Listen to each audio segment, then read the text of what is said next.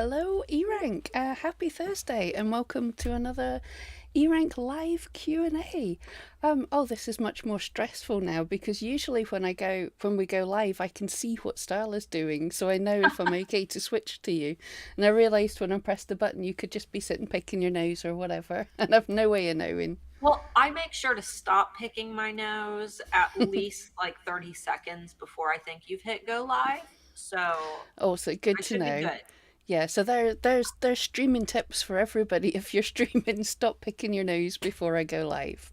Exactly, exactly. I also have one more tip that I found out after doing a live stream in my group, and that's to never eat and then start a live stream right afterwards without checking your teeth first. Because I did a live stream with my teeth completely full of peppercorns, and then I had to go floss while I was streaming, and it was super Oh embarrassing. wow. I, Flossing on the stream? Yes, yes, I did. Uh, Oh, all right, guys. Thanks so much for hanging out. Every Wednesday, if you end up wanting to get your questions in early because you're afraid that you're not going to be able to make it. I can't talk today. Or you just want to cut the line with questions, we actually have a post every Wednesday in the eRank Facebook group. That's linked down below, where you can submit those questions early. It looks like we have 3 questions that have cut the line today that we are going to answer first, but then we're going to cover some questions in the chat. Before we get started, Pam just posted a fantastic new video on the eRank channel. I'm going to attempt to post that link in the chat from our eRank account and see if that pops up. It did. it worked, yay. Yes. What is that video about, Pam? That is our monthly. Well, I'm hoping I can't see what the link is. Starla could have posted That's anything. it. But It's the that's month. our monthly updates of what the eRank team have been up to during the month, basically. We're hoping to be able to do that. The blog team and everything really do all the work to that. I just make the video. But it's just an update of everything that eRank's done in the month. And, well, the big one, trying to remember everything I spoke about there. But I think the big one there is some updates to the listing helper tool. So it's worth checking out to see what they've been up to. Perfect. Perfect. And I mean, even God, I don't even know what all happened this month. So I'm going to have to go back and watch that video because even working for eRank, things happen that we're not even aware of. And we'll be Yeah, playing with the tool and see something new. So, that's it. The team are so busy now that I'm constantly surprised when I see what's updated. yes, yes. All right. So, popping back over to our Facebook chat, let's see. Oh, we did have somebody get one in at the last minute. So, there are 4 questions now. Snuck under the wire. Yes. Anna asked, uh, thoughts on an EU based seller choosing POD but only selling in and shipping to the US? Recently learned that Etsy doesn't collect remit VAT on physical products for EU/EU sellers or EU sales. Thank you. Well, this sounds like a good question for you, Pam. Yeah, to see the blank look on my face. I'm not sure what they have to be submitting. I like to think that Etsy do what they need to do because for all us in the EU, well, in the UK and the EU, where our sort of contract with Etsy is Etsy Ireland rather than Etsy US. So they should be checking that we've got everything going. I'll actually have to check this, but as far as I know, they're doing everything that they're supposed to for shipping locally. I'll have to check on it. You absolutely could. Well, can you can you set up a shipping profile that doesn't have local shipping? I'm not sure about that. That seems to default. But if you can, I guess there's no reason why not. But I would look into if in fact I will look into if there's anything we need to do, especially EU people about the VAT. Yeah, I don't know. That's a new question or to me. We've got Santa Claus in the chat. Hey, Santa, how's it going? Oh, Hope you're staying busy. fantastic! Yeah, you're early, so see Santa's getting ready for getting his gifts in. Yeah. See, Santa's doing his trend research as well. So, hey, Santa, we've got a really cool tool over at erank.com called the Trend Buzz. You're going to love it. Shows all the top searched keywords for different Etsy categories like toys and games. It could be a real helper this season, knowing what toys and games everybody's looking for. Just saying. All right, let's see. Very smooth, Starla. I I know, like it. right? All right. Kirsten, hi. I was wondering if customers can still see my full name. Oh, I'm sorry, full rectangular photos once they click on my listings. Most of my thumbnail photos have cropped okay. So I'm wondering if I can leave those listings alone instead of having to go back to create new thumbnails for over 100 listings. So as of right now, those photos, once you click on a listing, are their normal rectangular size. That could change. On mobile, when someone clicks on a listing, it is a square. So if the and over 50% of shoppers are shopping from mobile, so just be aware that a majority of your shoppers, especially if you notice a lot of your traffic coming from mobile, they're going to see that cropped version. So if I were you, I would pull your phone out and just double check and make sure that everything is lined up well. Yeah, Because pretty much at the minute in time, as Starla says, it's working. I've seen for years now, I've seen people recommend to use your Pinterest long form pins as your Etsy listing photos. Don't do that.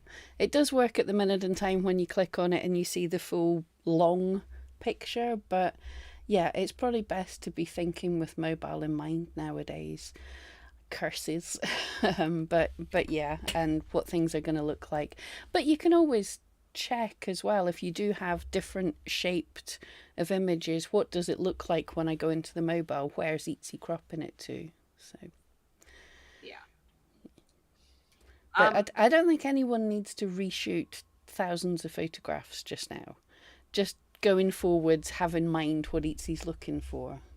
yeah, I would say that if you sell, I mean, the exception being like if you sell like a big art print and the whole photo is the art print, and then on mobile you can't even see what it is because it's cropped so bad. But most of us, like, we take a step back when we're photographing products, or even if you're using mock-ups, we are typically, back far enough from the subject that you can tell what it is. So Yeah, leave a little white space or blank space around things. It's always good to do that anyway. I don't think any very few photographs look great when they're that close up. A little bit of breathing room. absolutely.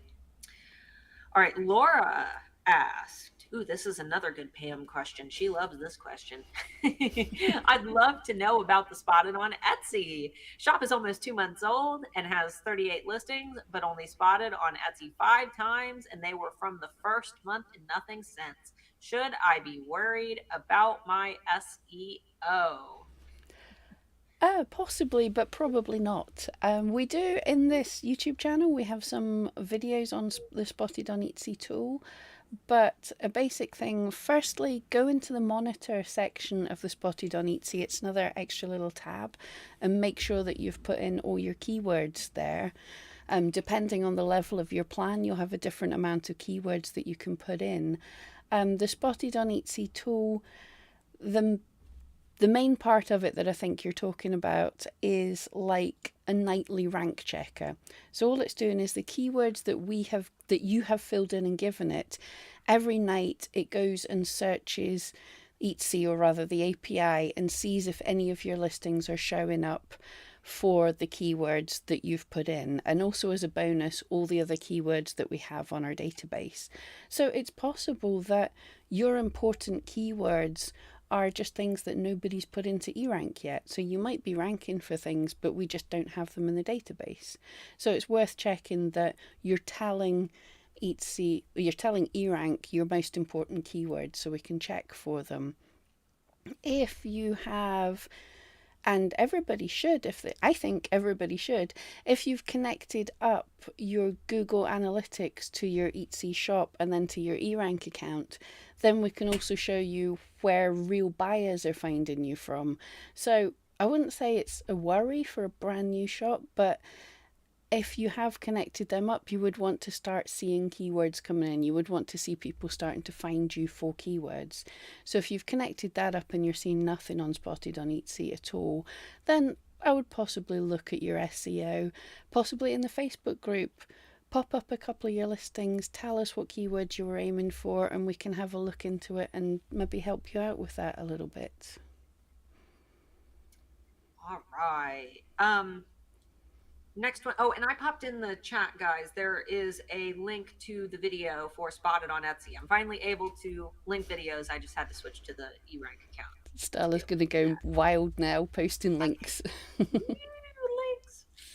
All right, Kirsty. Is there a way to analyze which keywords are bringing customers to my competitors' shops? I can see which products are selling, but not how they were found. That, unfortunately, is going to be confidential data. You're not able to track a competitor on that level because that would require you to basically set up Google Analytics for your competitors, which you cannot do. Similar to you cannot create a UTM tracking code for another website that is not your own. That data is personal to them, so it's not something that you're going to find any tools on how to explore. Now there are things that you can do to better analyze your competitors, and you can see which products are selling, like you said. You can see all of the tags and keywords in their titles that they're using. And I know it's frustrating to not know exactly which keywords are bringing them traffic, but often you can find some similarities in the types of products that are selling, which can help give you a better idea of the keywords that are actually leading to those sales. For example, if excuse me, if somebody is a planner shop and they have a couple listings for planner stickers, and you notice that the planner stickers are the things that are selling the best, that likely means that it's the planner stickers, that particular keyword that's bringing them traffic, if none of their actual planners or planner accessories are selling as well. Obviously, that's not the answer that you want, but it's about as good as we're going to be able to get when it comes to actually analyzing those competitors. And keep in mind that you wouldn't want somebody else to do that to your shop. Um, so I always try to see things like equal. If I wouldn't want Yeah. someone looking at my shop at that level, then I'm comfortable not having that data about their shop. Yeah. Um, you can. Another two things that popped into mind while Starla was giving her awesome answer, which gives me time to think, which is great. You can check on their social media as well because they could be getting a lot of sales from there. That's always a thing. So check on their social media, see what's popular, see how many people they've got coming from there. But the other thing you can do, it won't tell you if the keywords are working as in bringing customers, but the rank checker on eRank, you can check if other shops are ranking for keywords as well. By default, it has your own shop name, but you can put in, say you've looked at their best selling listing and you've seen the keywords, well, you've seen the tags, you can take the tags, put them in the rank checker, change the shop name to their shop name, and just see where they're ranking in search, which might give you an idea at least if they're ranking pretty well for some really competitive search terms, that might be where their sales are coming from. That being said, lots of people want to find the keywords that are working for the big shop. It's not going to help you. The thing is, that bestseller is making loads of sales, so it has a good listing quality score. They'll have a good shop and marketplace score. These are things that Etsy tell us they use to help rank the shop. So a best selling item has more ranking power and will be ranking in keywords that you probably can't rank for.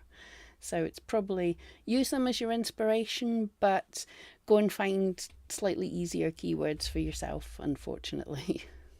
Yeah, especially if they're one of those like crazy superstar sellers. We could go to like one of the top sellers on Etsy, like Planner Kate, and steal all of her listings, like steal all her photos and steal all her titles, tags, descriptions, attributes, everything. We could make an exact copy of her shop and still not rank beside her. So um, sometimes it's Yeah. better to experiment. But I understand wanting to know that information. It's just unfortunately not something that we can do.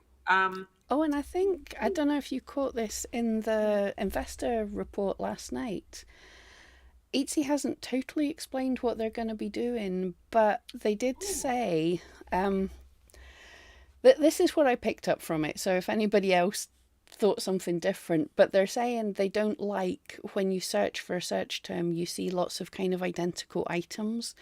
Rather than him saying these are naughty people stealing things, what he said was what they're planning to do is to collapse them all into one.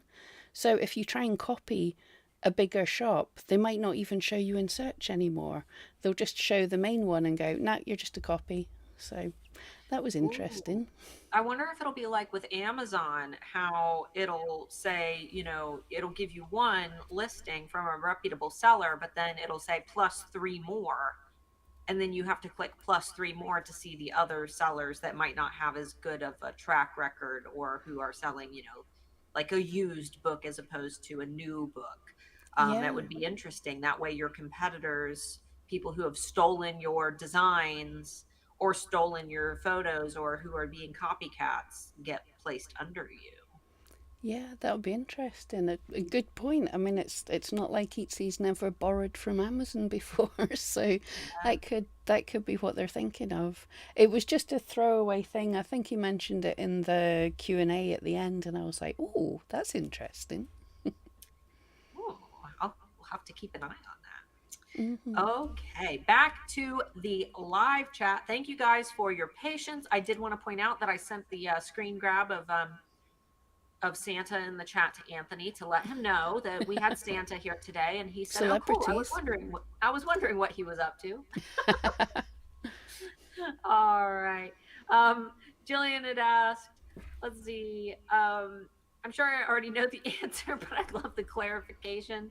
Is it better to rank for a keyword that has a very low search rate, like under 20 people, than not rank at all? Well, okay. Think about all the terms that make up that term. This is how I look at it. If your keyword is, I don't know, purple Do you want a bronze and opal mushroom, steampunk engagement ring? bronze and opal, bronze and opal steampunk engagement ring. And nobody's searching for that exact, combination of keywords, probably bronze and opal steampunk engagement ring. But people might be searching for opal engagement ring, and you could broad match for that. So you're still ranking for a term that's nested within that. Now, if it's like a single term, like, you know, opal, which obviously people are searching for that, but we'll just pretend that in this little universe, only 20 people are interested in that. I would try to get that term nested within a long tail keyword where hopefully there are other phrases within that specific term that you could technically rank for. I know that you do a lot of, wooden products, wall art, and things like that. So maybe nobody is searching for, maybe it's a quote that has spooky in it, like get spooky or something. And maybe nobody's searching for get spooky, but you could put get spooky wall art, and maybe somebody is searching for spooky wall art. So it's, you'll still be able to broad match for those phrases and potentially rank for them. Obviously, the exact matches are going to be easier for you to rank for, but if it's not a very competitive keyword, you can still rank for, those terms and get a relatively good position, even if you're not exact matching for them. Because I've done that where I've you know ranked for a weird combination of terms that I never would have even imagined, but Etsy was able to piece them together and make a phrase. Yeah, that is so true. Is like people worry about getting the exact right keywords to put in their tags and titles. Don't spend hours trying to do keyword research. I spend, and Starla has done in our live streams as well, quite often as well. Like, we do some level of keyword research that probably takes 10 minutes. You go, here's some good keywords, right? Run with them and see. So you put them in your listing and then you let it run for a couple of months and see what happens. The other thing I'm thinking with one that you're saying has a very low search rate, one thing that you can find is it might be seasonal. So there might be no one searching all summer. There's a keyword that I've actually done quite well for that spikes heavy in October and November, like tons of people searching and absolutely nobody for the rest of the year. So it looks like the average searches is something like 100 a month average, but in the run up to Christmas, it's so high that I get quite a few sales off of it. And then I start to rank for other terms because my listing's suddenly doing better. So don't fear the really low ones if they're very relevant, but also don't fear the slightly more competitive ones again if they're relevant. Because if you make an awesome listing, you might not rank for it today, but you might start ranking for it in October, November, and then, suddenly you're making the big bucks. Yeah. So, And yeah. her keywords were witchy cottagecore and goth wall art.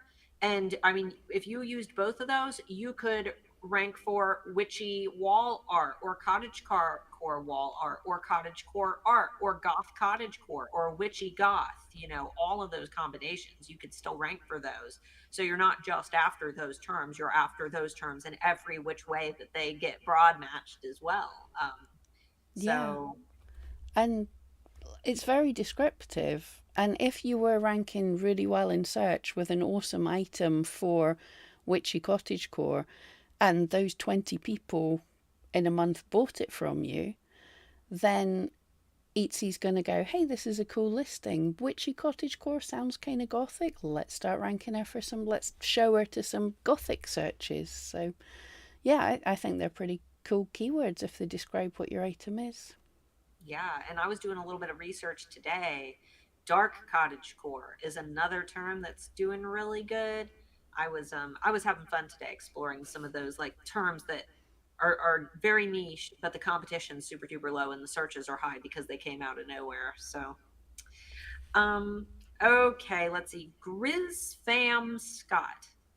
Let's see. Can we use variations in Etsy as a way for people respond here if they want to be a part of our frequent buyer program, make 3 purchases, earn a 50% off coupon. So basically the variants where they're required to type in an answer.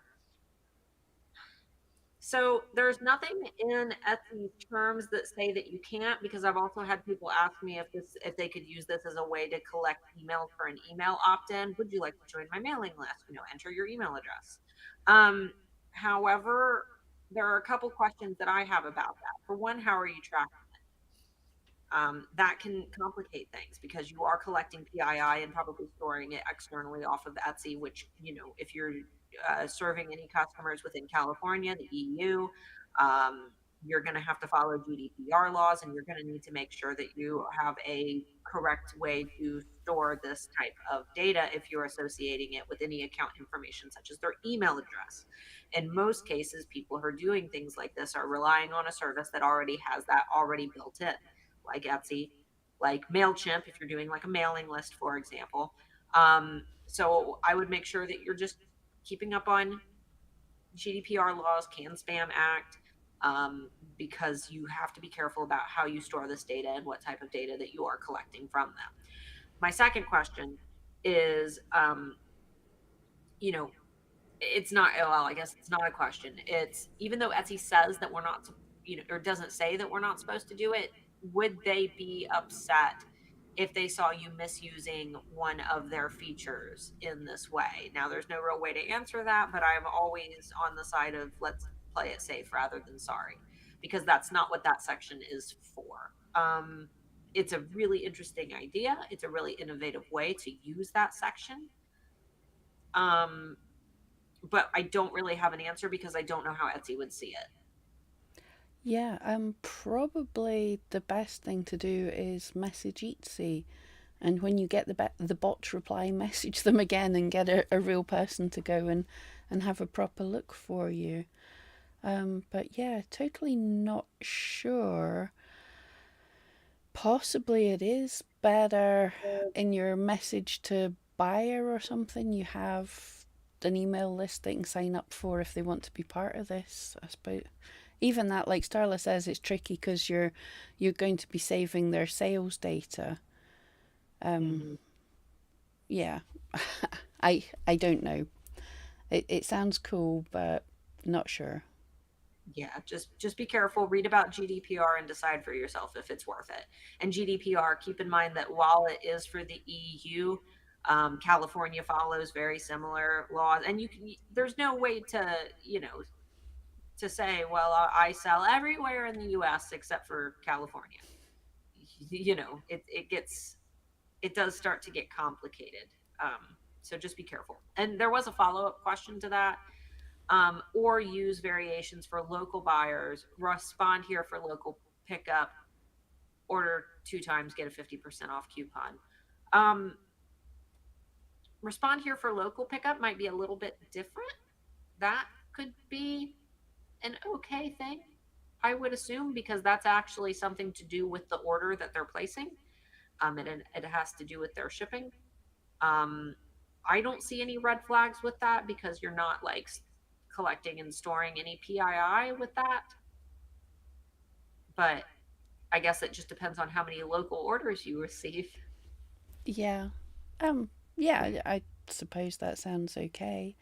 And the order two and get a 50% off. Bear in mind you can set up these coupons in Etsy, not that they have to order them at the same time, but you could set up that as a was it a sale coupon, whatever they call it in Etsy, to do something like that. 50% off is a lot. But yeah, if you want to do that, absolutely.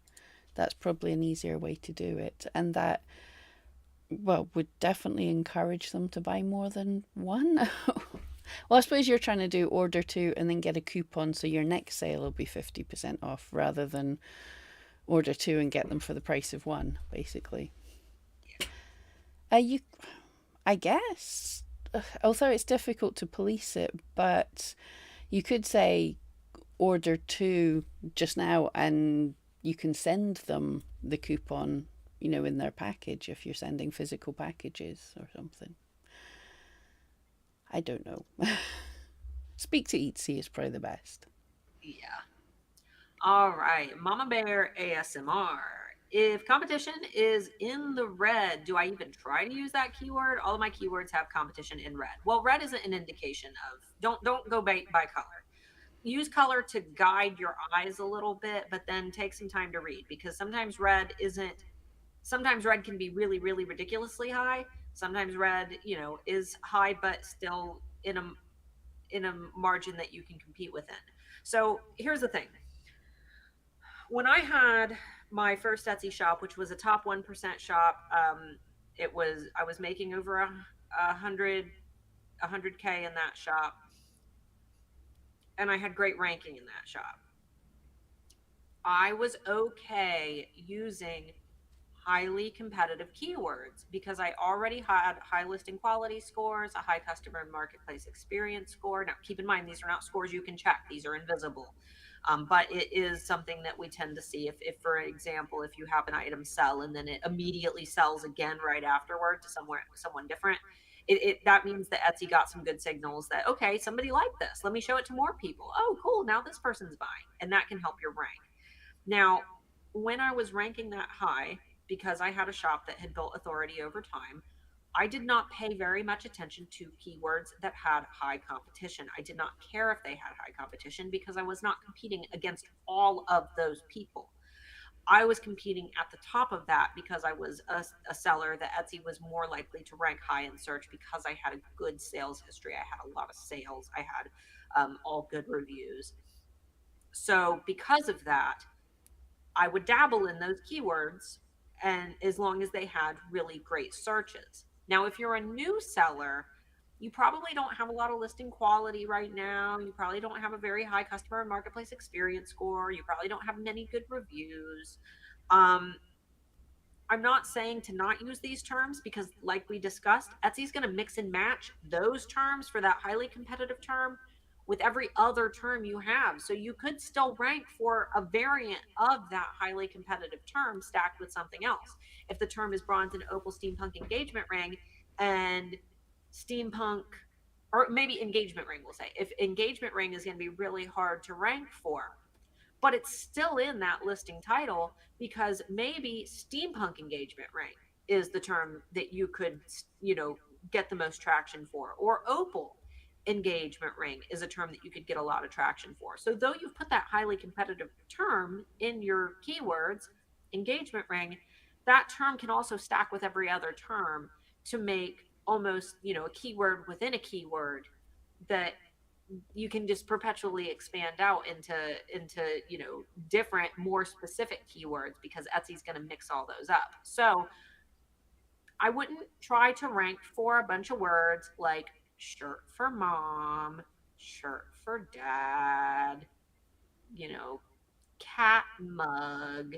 Those are going to be really hard to rank for, just because they're not long tail keywords. They're not very descript. However, if you are trying to sell a cat mug, maybe you go into a little bit more details about it. Gray tabby cat mug. So you still have cat mug in there. And maybe someday, when you have great, listing quality scores and a higher customer and marketplace experience score, you will be able to rank on page one for cat mug. It's like your gold jeans that you keep in your closet, even though they don't fit, but someday you're going to lose the weight to be able to squeeze into them. Those are those keywords.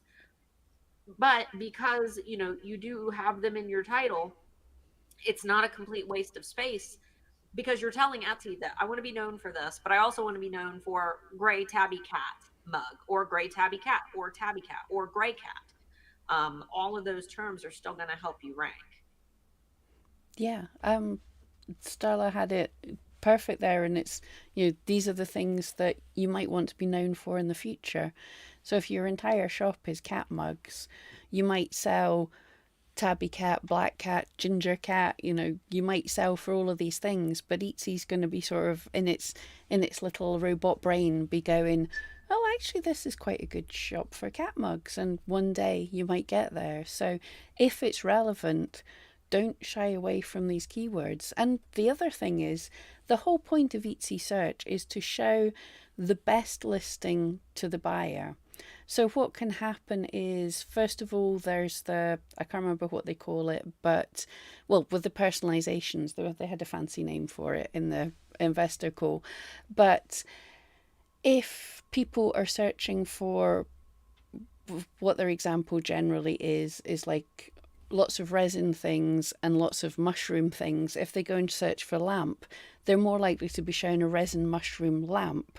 So you could, with this really competitive keyword, you could still get shown occasionally because Etsy thinks you might be relevant. And if you have an awesome listing, even if your shop's tiny, the number of times, 1 in 1,000 times you get shown, if you just sell a little more than the other people who are getting shown for 1 out of 1,000 times, Etsy will show you a little bit more. So this is why sometimes we say it can take a while for keywords to build up, because Etsy's going, well, I've shown you a little bit, maybe I'll show you a bit more. So yeah, super big shops like Starla, she could put things up, they'd rank, it would do good. Some of the rest of us have to sort of claw our way up, sort of doing good, showing like, hello, Mr. Etsy, we're kind of good. Can we get shown a little bit more, kind of thing. So Don't worry, I'll be there in just a couple weeks. I'm launching our new shop, where we're getting official licenses with authors and doing their licensed merchandise. And while these terms are very, very highly searched and the competition is lower, simply because people are not, putting in the effort to get official licenses to sell these types of products, um, I'm still going to be competing with everybody who did it first. And I'm really excited to do this for the very first time with a fresh shop, because I've never, my other shop, I wasn't analyzing, I wasn't doing it for the sake of data. I was like a brand new seller and I didn't know what I was doing, because it was over 10 years ago.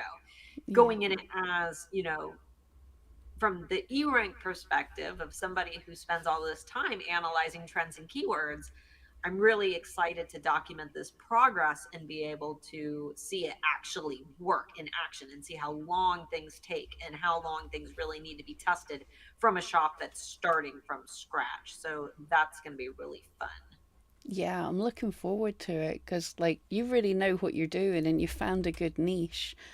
Um, and I think we're all kind of sitting here going, Starla could do really good and get loads of sales to start with, or it could take you a good bit of time as well. We literally don't know. So Exactly. that's kind of exciting. Yeah, I almost, because we were talking about doing all the social media marketing for the new business, just to, to do it right, to do it the way I would suggest, but I'm almost inclined to not do the social media marketing just so I can actually see a genuine genuine results from how our keywords do, because I know that it's going to get all gunked up once we start marketing on social. So I haven't decided what we're going to do, but I'll keep everybody posted. Yeah. Oh, I can see. Yeah, that's kind of difficult because you could absolutely just say, everybody go over here, look at my shop, and blow up like in a day. But Right, also, right. you want to see the what does it feel like for a new person? I know. It's like, do I want to take advantage of this massive audience? Because I used to have a really popular podcast and for Hmm. books, and I'm an author, and I'm in all these author communities. So it's like, which do I want to do it the smart way that makes the most money, or do I want to do it the data way so I can get the most data? So I don't know. You guys let me know in the comments. What should I do? Yeah. Do you want to Um, see Starla as a new noob, or see Starla do an expert blowing a shop up straight away? yeah, because it'll do well. I know it'll do well. It's just how do we want what do we want to learn? That's the thing. Yeah. Um, Mabel the Woodle, how many do you have to sell to get a bestseller? That is a mystery, and I believe that it's based on the scale of a shop. Because I've noticed shops that only have a couple sales with a bestseller badge, but then I've noticed shops that sell like 50 of a single listing every single day and they don't have a bestseller badge. So I think it is in comparison with the other sales that you've made. Yeah, that's definitely my feeling. I've had bestsellers on things that are selling less than other things that are just in slightly different categories. So yeah, it's as my mum says, how long's a piece of string? There's no, I don't think there's an answer to that. Let's see. It's like the question, how can I be successful? I'm like, that's like going into the doctor's office and saying, my tummy hurts, tell me what's wrong with me, but don't touch me. It's Yes. there's no way to tell. They have there has to be more information. Okay, let's see. Ashley, oh, Aweber, it's an Etsy integration. Aweber's okay. I'm cool with Aweber for email collection, but I'm definitely a bigger fan of Mailchimp just for ease of use. It is nice that Aweber is a direct integration though. I'm not as big a fan of it simply for navigation purposes and ease of use for people who have never experienced using a mailing list before. I don't know. I hadn't looked at my mailing list for ages on MailChimp, and I went in and I can't find anything. They've changed it all again. So Mailchimp always changes. yeah, I'm going to need to find another tutorial to figure out how to do what I want to do. They Mailchimp has great tutorials though. That's one thing I will say is that they keep up with it. Their audio quality is usually really bad. I don't know what microphones they're using, but it always but it's good info. I'm sure if you have to produce it fast, then it's more about how quick you get it done than the quality that you're outputting it, which is really what matters, right? Okay, so Mama Bear ASMR came back. I just got eRank and I've been trying to figure out how to find the digital downloads that are selling and have low competition. So it takes a bit of time, but keep in mind that like for things like digital downloads, you don't just have to hang out in trend reports related to digital. You don't just have to hang out like if you're doing Trend Buzz, for example. You don't, or I'm sorry, monthly trends. You don't just have to hang out in a digital section. If you notice, for example, that you know a specific dog breed is trending on t-shirts, like corgis will say that a new movie just came out featuring a corgi, and you can't use keywords related to that movie, but corgis in general might become more popular because of that. And with that being the case, maybe if you did a chore list related to the pet, like walk the dog, feed the dog, wash the dog for your child, maybe that chore list could have a picture of a corgi on it. There's a lot of different ways that you can integrate trends, even if you're noticing that they're not, maybe chore list is the thing that's being searched for, but you can apply the corgi trend to that trend to make a trend inside of a trend. Um, Keywords and keywords, trends within trends. Absolutely. I was just looking at the keywords every month. I do the update of the monthly trends on my own YouTube channel, and no surprise, I was already expecting Barbie to be the big one. So we dug into that because yeah, you can't use Barbie. You can't say the word Barbie, but what clothes, digital downloads, stickers, everything are people going to be looking for just now? What aesthetic jumps into your head when you think of Barbie? So you can make things based on that without actually ever saying the word Barbie. So yeah, jump on the trends for everybody wanting pink stuff just now. Yeah, Barbie doesn't own the color pink. You can't call it Barbie pink, but they don't own the color pink. Now they do own their fonts though, so don't do Barbie pink with the Barbie font. I've seen a lot of people doing that, and Yeah, yeah, yeah. don't try and copy them in any way. You're just jumping on the trend that people want kind of pink things or that kind of doll aesthetic and stuff. All right. Joe asked, if I bring traffic from outside sources, Google or social media, does that help to get rank high? Is backlinks a thing for Etsy? So I don't know about backlinks, but if it leads to sales, if you shared, for example, on Instagram, a link to a product, that product sold, best case scenario, the customer leaves a positive review. Both the sale and the positive review are going to help your ranking because it's going to contribute to your listing quality score. But I'm sure you're asking more on the like Google SEO side of things, if backlinking is going to be helpful. Pam, do you know? I know it used to be a discussion that we had like 10 years ago on Etsy, but As far as I know, Google still does look at backlinks. They're not they're not as big a deal because they're too easily gamed. But so I'm not sure what Google tracks from social media, because it can't necessarily see everything. But on Etsy, absolutely, it's very good. This is a myth that we hear all the time that people worry about it because of your shop conversion. So if you get a lot of people coming to your shop from social media, they don't they don't convert as high as necessary from organic search because people are searching because they want to buy something. So your overall shop conversion might be a bit lower, but Etsy doesn't care. Etsy goes, hang on, they're bringing us in new people. We want new people. This is great, basically. So you're not penalised in any way. I don't. Etsy definitely, as far as I know, doesn't track any kind of backlinks, but they go, this listing's getting seen by a lot of people, basically. This listing is getting liked, this listing's getting some sales. As Starla says, if it starts to get sales, then it's even better. But I've done little crazy tests just sometimes with my audience saying, hey, everybody, go and click on this. Don't buy it or do anything. And then you just watch the rank and go, yeah, that did rank higher just from doing that. all right. Starla has a new background or chair? Neither. I look identical to every other live stream I've done with eRank. Yeah, I So think maybe your angle's different. So we're seeing more chair and less Mark in the background if he's there. Uh, he's back there. yeah, can't see him, so I suppose it looks a little different. But nope, it's still Starla and her cool chair that doesn't make old lady noises like mine does. I promise, all the noises are from my chair. If I move mine enough, it makes noise. All right. Thank you so much for an incredible product. Don't thank us. We are not the minds behind it, but we do appreciate it. I'm sure that all of our lovely developers and Anthony Wolf will appreciate that.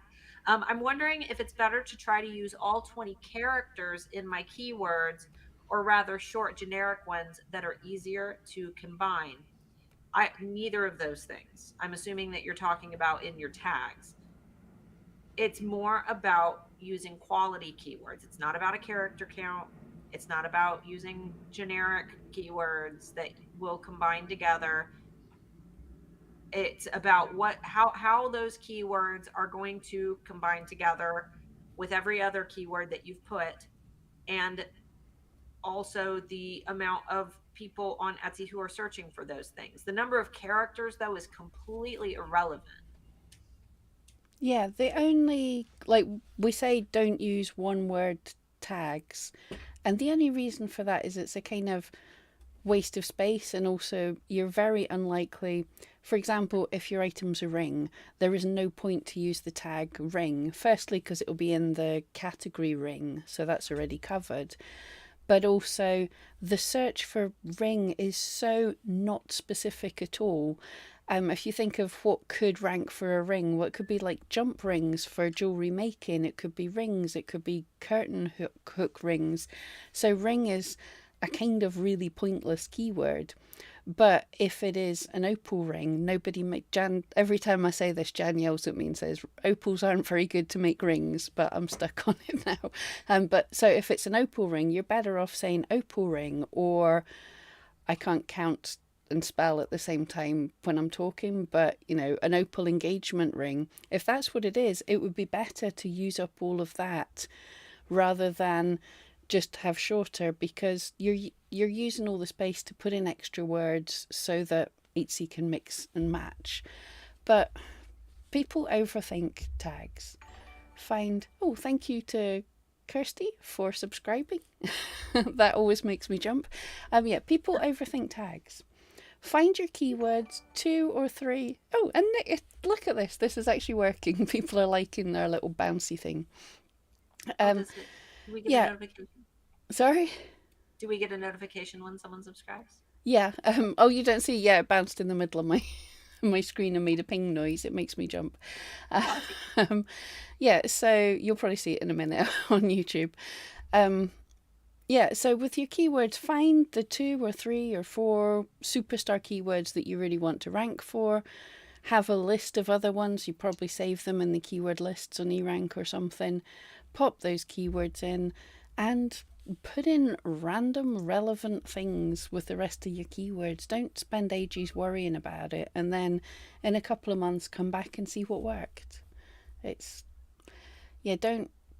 I get that people worry about it and want to get it perfect, but yeah, it's never going to be perfect. Just experiment. All right. Rose asked, when I check on eRank, I see that my 37 listings were or I see that my 37 listings were spotted on Etsy, and there are, oh, they're on page 1 and 2, but I've not been getting orders for 1 month. Checking on the monthly searches are high, even though the competition is green. What can I do differently to get sales? I mean, if they're ranking high and the searches for the product are high, um, I would first of all roll out that the keywords are the issue. If they're ranking, and if that is a term that's being searched for, I wouldn't touch my keywords.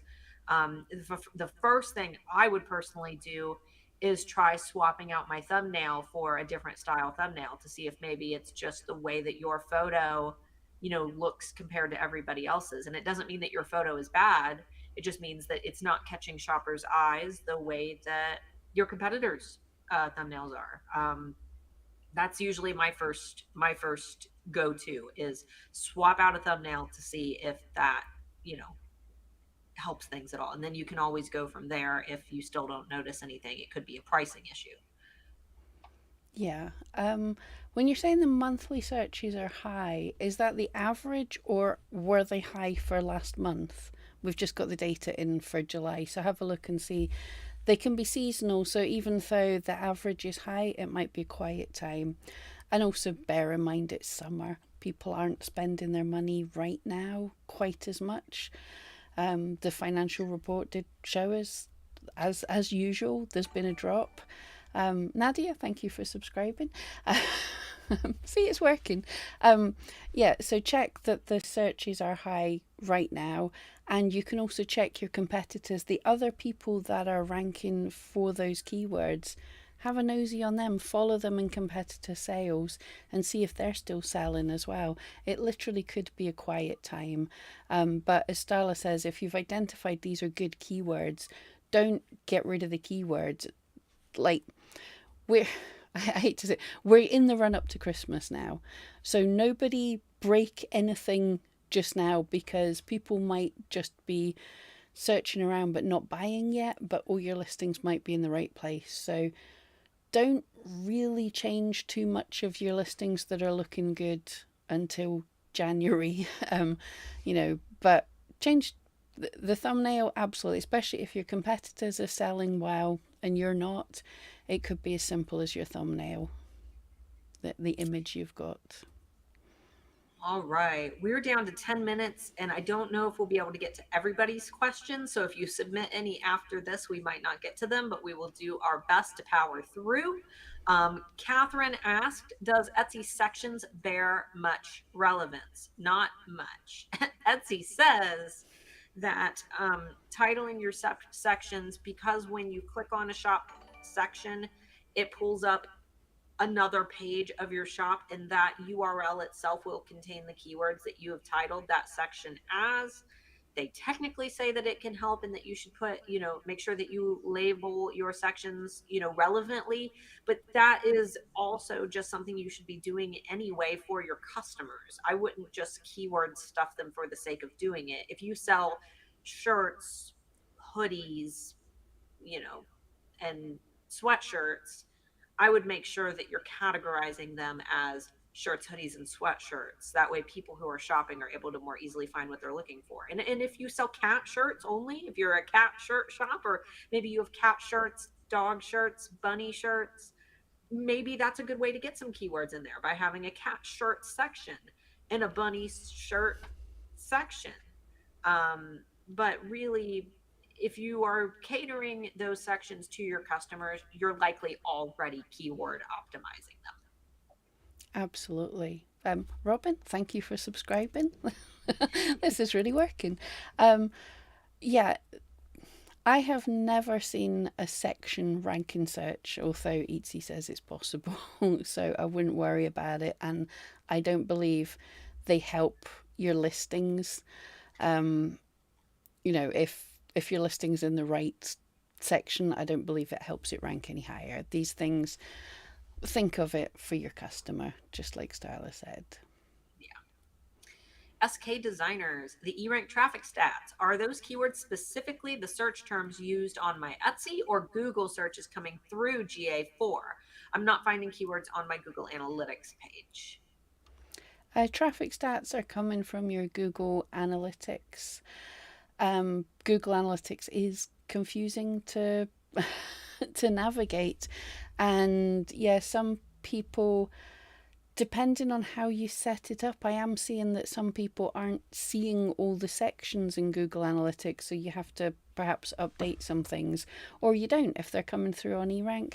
It's much easier just to look at them on eRank. They will be in Google Analytics if we're getting the data.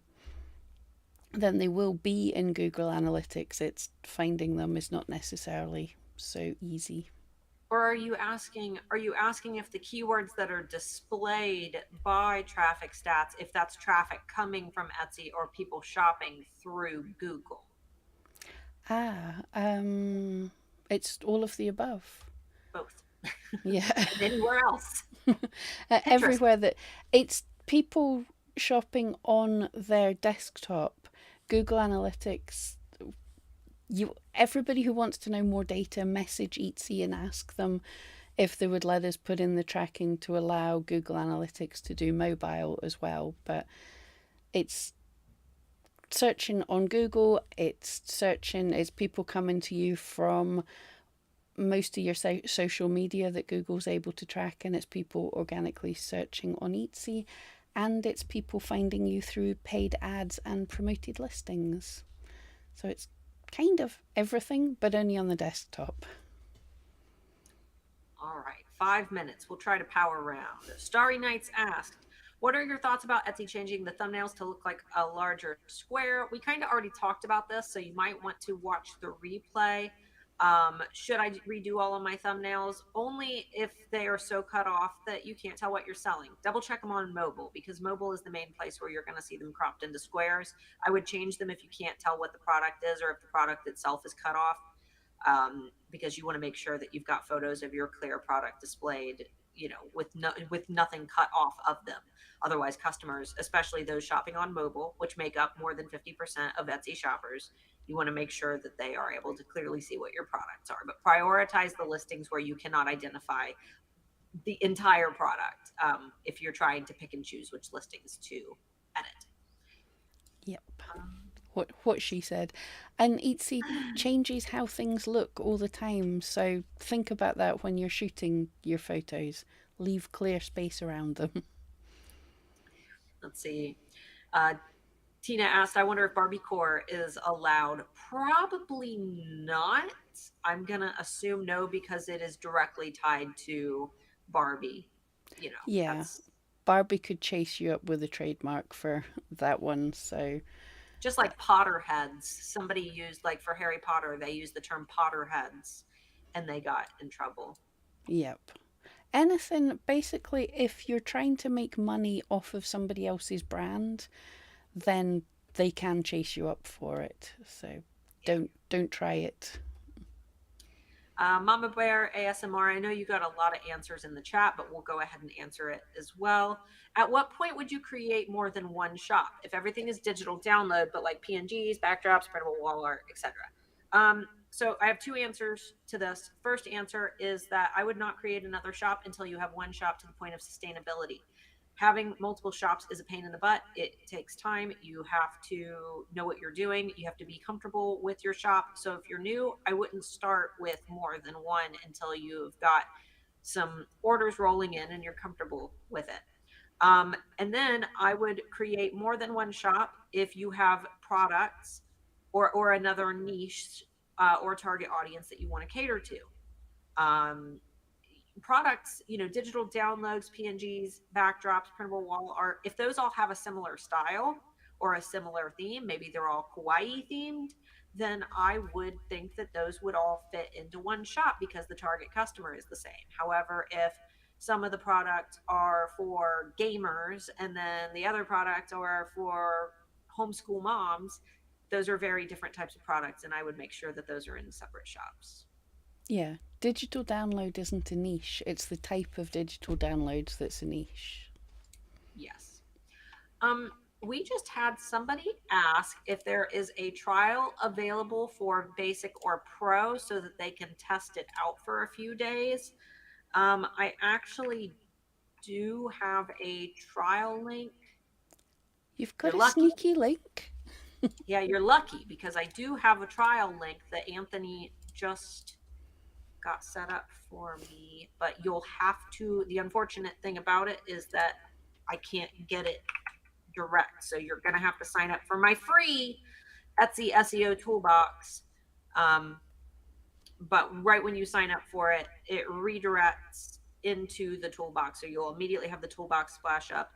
The very last link in that toolbox, you click on that and you register for your eRank account using that button and select which plan you would like to try, whether it be basic, pro, or expert. You will have to enter your credit card details, but we will not charge you until after 30 days. So if you end up not liking it, all you have to do is go in and cancel. So that is a good way to test out some of those bigger features if you're curious about them. But I went ahead and shot that link down below. Cool, cool. You There, need I one of didn't those, even know Pam. that. I was going to say, you need one of those, Pam. You need one of I'll those need to, little. yeah, I need one of those. Ask Anthony. He'll give you Yeah. one. Let's see. I think that is about. Okay, one more. Leslie, you'll be our last one because it's 4 on the dot. Leslie asked, should I be adding my shop name to my tags? If so, do I break the name up or keep it together as it shows on Etsy? I would not add my shop name to my tags unless I noticed a significant amount of people were searching for me by my shop name. I had people search for me by name. People still do. So I personally will be putting my name in my new shop tags just because I know people are going to try to see what Starla is up to. But if you don't notice a significant amount of people searching for you, by your name, whether that be through Google Analytics or through your actual Etsy search analytics beta, where you can see what terms shoppers are using to find you, I wouldn't waste that space. Yeah, I like to do it once people are searching for you, obviously. I like to do it because when people are searching for you, you get the link at the top saying, "Did you mean this shop?" But Etsy also shows you in the search results some of your listings, so you can choose which listings are being shown. So I like it's almost like doing an extra featured thing. So All right. And Mama Bear ASMR asked if there's a way to get a reminder that we'll be live next week. So I will not be here next week. Pam, will you be I hope so. Yes, I here? plan to Okay. be. So we go live every Thursday at 3 p.m. Eastern, 8 p.m. UK, Yep. 2 p.m. Central, noon Pacific, or No 1 idea. p.m. Pacific. This time. This time every week. And if you want to set up a notification, there is a little bell icon under this video somewhere. And if you click that, you will get a notification as long as you have the YouTube app on your phone. You have to have the YouTube app on your phone for that to actually go through.